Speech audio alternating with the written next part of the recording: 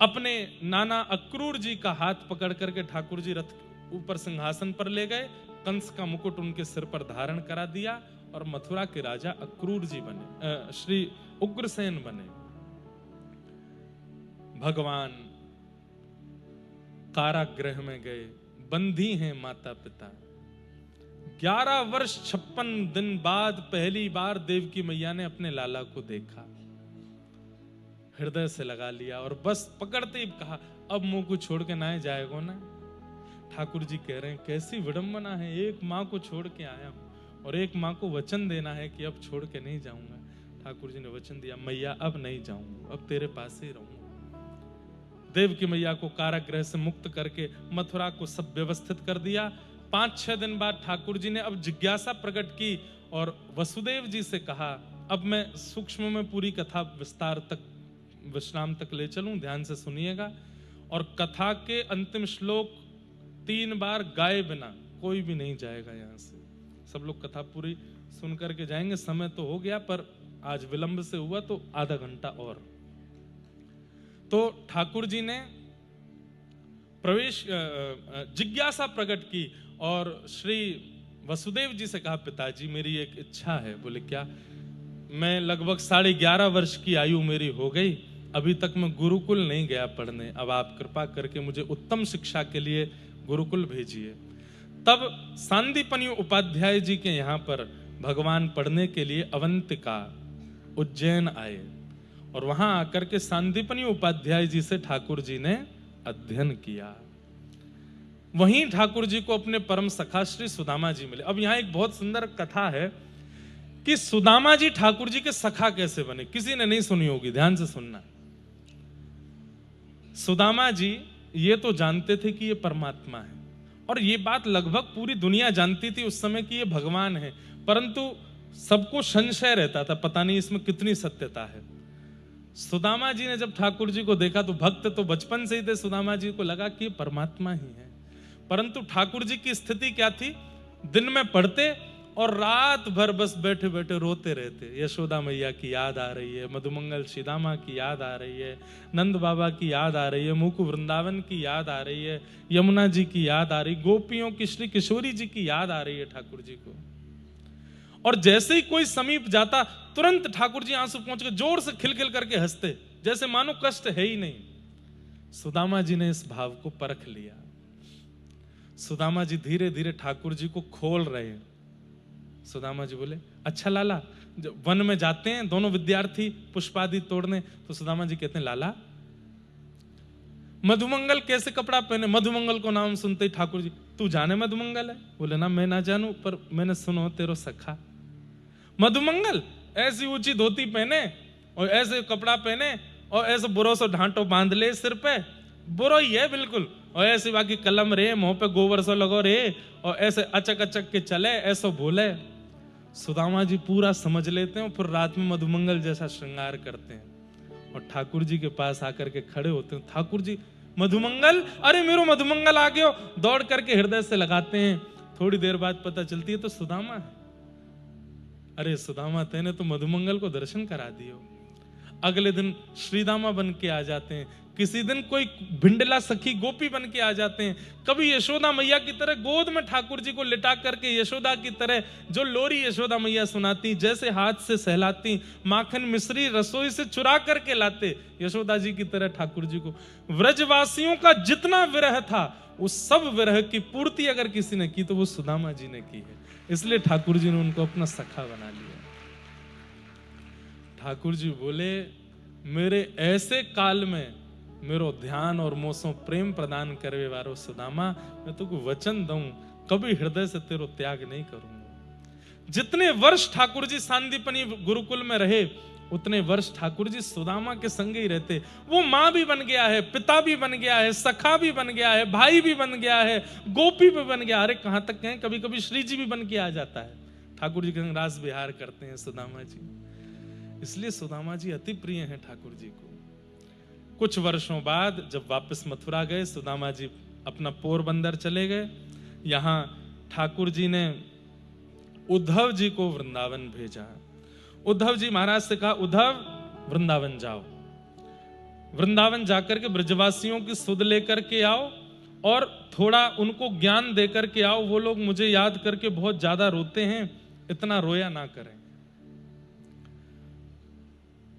उद्धव जी महाराज को थोड़ा सा अभिमान है अपने ज्ञानी होने का। ठाकुर जी बोले उद्धव तुम अब जाओ वृंदावन, और वृंदावन जाकर के ब्रजवासियों को समझा के आओ।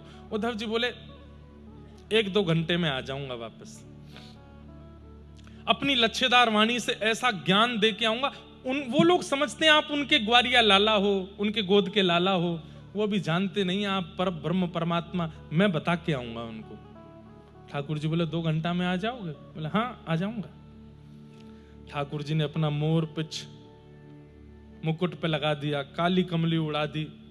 उद्धव बोले ये क्यों कर रहे हो? बोले इसके बिना ब्रजवासी तुमसे बात नहीं करेंगे, जाओ। उद्धव जी महाराज वृंदावन की स्थिति क्या है? वर्षों से ब्रजवासी मथुरा के मार्ग पर आकर के बैठ जाते हैं अपना भोजन पानी लेकर के, और पूरे दिन प्रतीक्षा करते हैं लाला आ रहा होगा। और जैसे ही रात्रि हो जाती ठाकुर जी नहीं आते तो फिर एक दूसरे को क्या बोलते हैं, अरे तू बावड़ हो, आज काहे को आएगा यहाँ पे? वो तो परसों की कह के गए हो ना, परसों आवेगो। फिर कहते हैं परसों की भैया बरसों है गई लेकिन लाला आयो नहीं। और रोते बिलखते जाके सो जाते हैं। सबके मुख उतर गए हैं, सबकी आंखें काली पड़ गई हैं ठाकुर जी की याद में रोते रोते।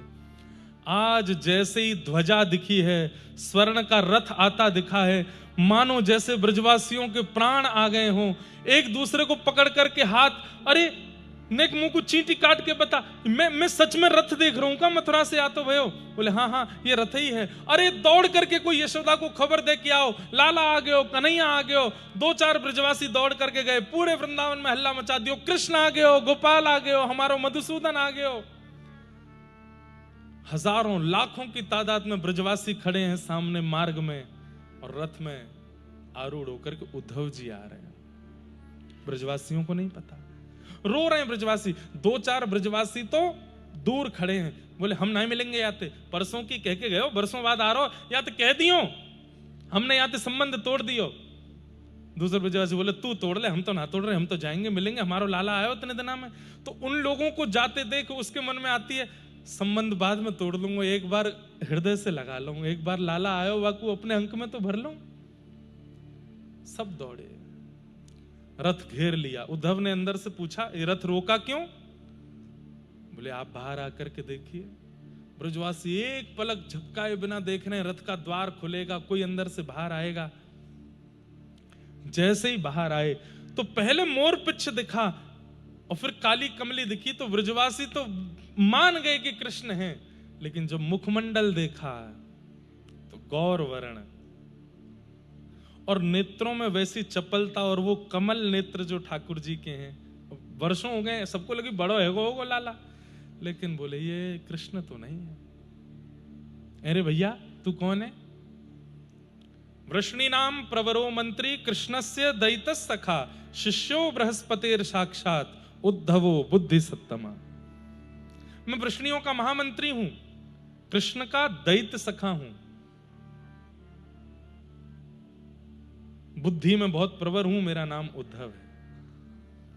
तो भैया तू काय खड़ा हमारे सामने, नहीं कितकू है जा, लाला को आन दे बाहर। उद्धव बोले कौन लाला? बोले कृष्ण। वो नहीं आए हैं, उनको आप लोगों की बहुत याद आती है, बेचारे बहुत परेशान रहते हैं, मुझको भेजा है कि जाके ब्रजवासियों को ज्ञान दे करके आओ। ब्रजवासी बोले ये बात सुनने से पहले प्राण क्यों नहीं चले गए हमारे, कि बरसों बाद याद आई तो स्वयं नहीं आए, अपना सखा भेज दियो। क्योंकि कृष्ण जानते हैं मैं जाऊंगा तो अब वापस नहीं आ पाऊंगा, इसलिए उद्धव को भेजा। उद्धव को भेजने के 2 कारण हैं। दूसरा कारण है कि उद्धव ज्ञानी बहुत है, प्रेमी नहीं है। ये ब्रजवासियों के पास जाएगा प्रेमी बन के आएगा। मुझे बता सकते हैं यशोदा मैया का घर कहां है, मुझे उनसे मिलना है। मधुमंगल बोलो कोई रास्ता बतावे की जरूरत ना है। तो बोले ये नाला देख रहे हो? बोले हाँ, इसके किनारे किनारे चले जाओ, इसका जहां से उद्गम है वही है नंदालय। नदी नहर नाले का उद्गम किसी घर से तो नहीं होता। बोले कृष्ण विरह में रो रही गोपियां, उन सब के आंसू ही ये नदी बन करके बह रहे हैं, और ये सब नंद भवन में ही है। चले जाओ, वही है नंद भवन। तुम्हारो कन्हैया जिसको याद आई वर्षों बाद तो तुमको भेजा, उसके विरह में रो रही हैं गोपियां, चले जाओ। उद्धव जी को पहला झटका तो यही लगा कि कोई इतना रो सकता है कि उसके नेत्रों के अश्रु नदी बन के बहने लगे, इतना विरह हो सकता है। अब आगे उद्धव जी ने क्या देखा वो उसका वर्णन मैं नहीं करूंगा।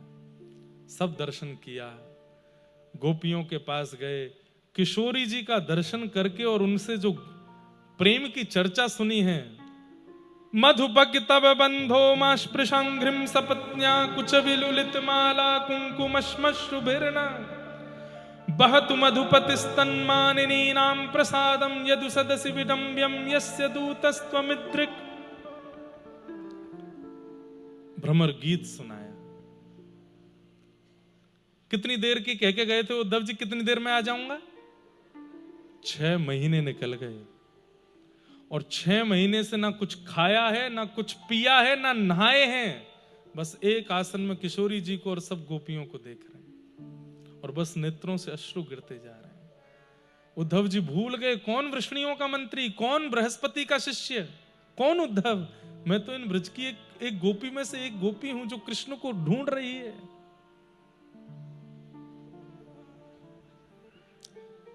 छह महीने बाद किशोरी जी ने हस्त कमल फेरा, बोले उद्धव मथुरा जाओ। तब उद्धव जी बाहर आए उस भावावेश से, रथ के बिना। अब रथ क्या खड़ा रहेगा, रथ तो उसी दिन चला गया था। पैदल गए उद्धव जी। एक पैर में पादुका है, दूसरे में पादुका नहीं है। जितनी मालाएं पहन के आए थे सब उधर गई हैं। वस्त्रों में कितने छोटे छोटे चींटे आदि सब चढ़े हुए हैं। जटाएं बन गए हैं, केश, लंबी दाढ़ी हो गई है उद्धव जी महाराज की, विचित्र भेष हो गया है। कृष्ण कृष्ण करता उद्धव, प्राण हमारा जाए